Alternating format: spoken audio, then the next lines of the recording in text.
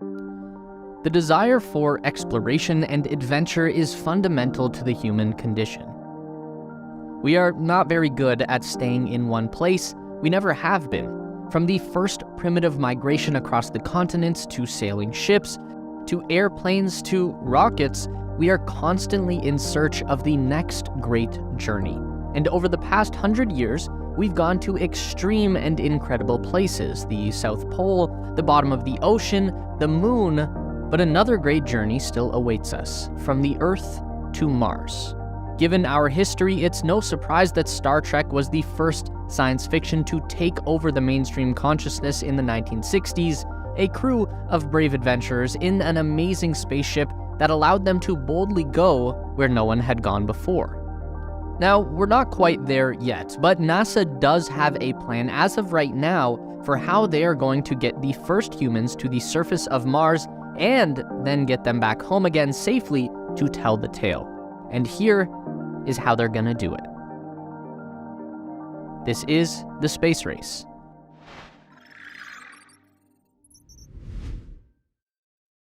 The first step in the process of reaching Mars is a big one. We have to establish an advanced and permanent presence on the moon. It might not seem like a big difference, but going from the moon to Mars will be a lot easier than going Earth to Mars direct.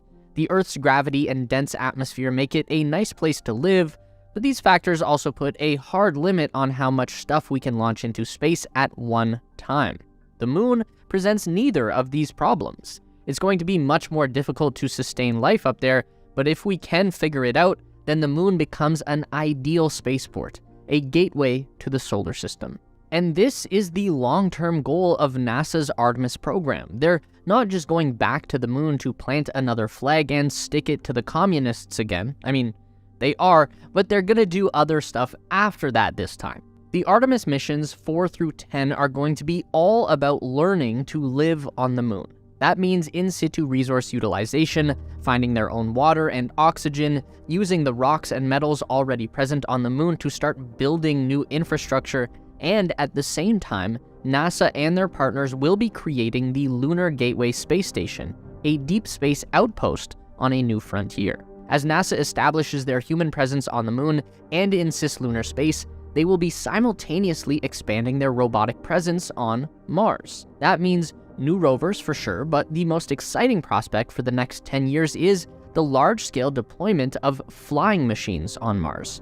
With the widely successful first test of the Ingenuity drone over the past year, we've now confirmed that we can fly helicopters on Mars. This opens up a whole new potential for exploration and sample collection on the Red Planet. NASA even has a plan to deploy an autonomous space station to Mars orbit, acting as a more permanent way station, not just for missions going to Mars, but also for the return trips. A big part of the next phase of Martian research is going to be sample return missions. No more one-way flights to Mars. That is the essence of NASA's Moon to Mars plan. We establish our foothold on the moon, we learn how to survive and build in the harsh environment of a lifeless world, at the same time learn as much as we can about the planet Mars, and we put down a robotic foundation for the first people to arrive. With all of that in place, we are finally ready. So, let's go to Mars.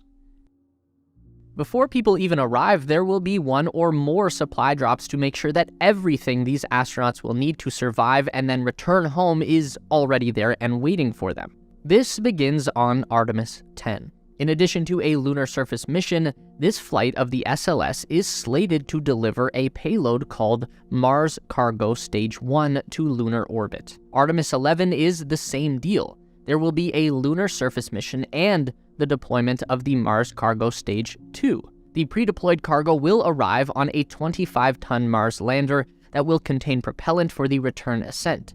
It will contain a power source for the crew and mobility equipment. There will also be a pre-deployment ascent vehicle on the surface of Mars prior to the crew's arrival. Artemis 12 is going to be a big one. This is when the Mars 1 human lander with surface subsystems and the Transit Hab Mars ship will be delivered to the Gateway Station. During this time frame, the Gateway will have a crew of 4 operating for 134 days at a time. NASA plans to use the Gateway station in orbit around the moon as the send-off point for the crewed mission to Mars. This transit HAB ship with the Mars 1 human lander will depart from the Lunar Gateway and probably make their return there as well. The main event will be 2 astronauts landing on Mars in a pressurized vehicle that will serve as both a habitation module and a rover vehicle.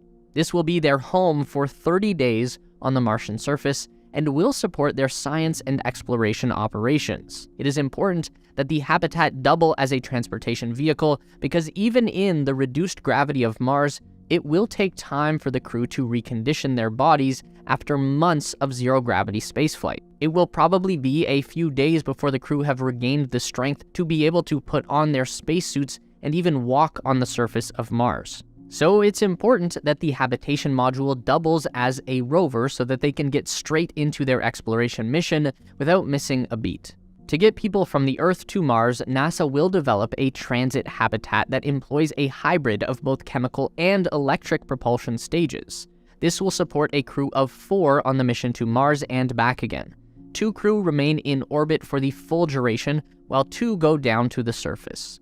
As for landing on Mars, things get a little bit tricky here. Let's look at how NASA landed their most recent Perseverance rover on Mars. It was a pretty intense process. First, they entered the Martian atmosphere in a capsule, very similar to how we get people back to Earth from space. Mars has a very thin atmosphere, but it's still enough to require a heat shield to protect the craft from burning up. After punching through the upper atmosphere, Perseverance deployed a giant parachute to slow its descent while the capsule autonomously identified a landing site and maneuvered in using gas thrusters. Here's where things get kinda crazy. The Mars atmosphere is too thin for the parachute alone to provide a soft landing, so the rover had to drop the capsule with essentially a jetpack strapped to it.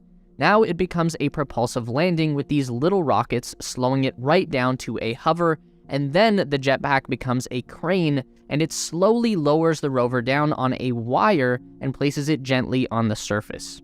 So, however NASA decides to land the crewed vehicle on Mars, it's going to be a wild ride. There are 2 mission profiles for going to Mars. One is a short stay, and the other is a long stay. For the short stay mission, the outbound period will last 217 days and utilize a gravitational assist around the planet Venus to boost the spacecraft on its way. The stay on Mars will last for 30 days, and the return trip will be a grueling 403 days in deep space. That will suck, but it's likely safer than spending an extended period on Mars. That adds up to a total mission duration of 650 days. For the long stay mission, the outbound period will be 210 days on a direct course from Earth to Mars.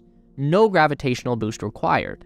The stay on Mars in this scenario will be 496 days. So this is a significantly longer mission and will require a lot more planning and pre-deployment. And then the return window is shortened to 210 days because the crew will be taking advantage of an ideal transfer window. Now, it's also important to keep in mind that this plan is based on technology that we have available right now. But NASA is working on a next-generation propulsion system that would make the transit to Mars and back again significantly faster and easier. Both NASA and DARPA, the Defense Advanced Research Projects Agency, are set to perform a scientific fusion dance that will result in the first ever human spacecraft to be powered by a nuclear thermal rocket engine.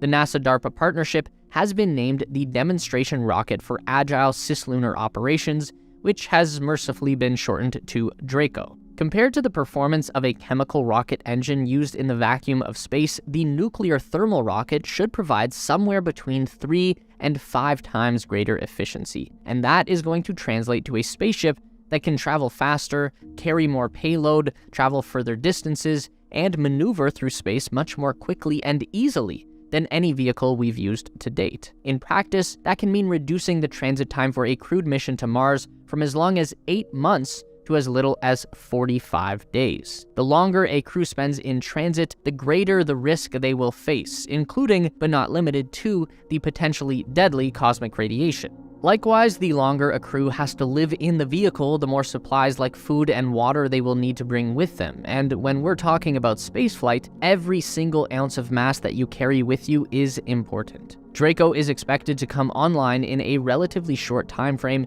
less than 5 years from now. So that would imply that these agencies are pretty confident that they have this figured out. And that means that it is pretty likely that the nuclear engine will be ready to go in time to build the first Mars Transit Hab ship, assuming that's probably 10 years away or so. Of course, anyone who follows the spaceflight industry knows that nothing ever happens on time, and every project will always be behind schedule. But it's much more fun and satisfying to think about these things through the lens of eternal optimism. Human beings have a long track record of accomplishing anything that we put our minds to with sheer will and determination, and the human spirit refuses to stay in one place for too long. So we are going to Mars. The journey is in our nature.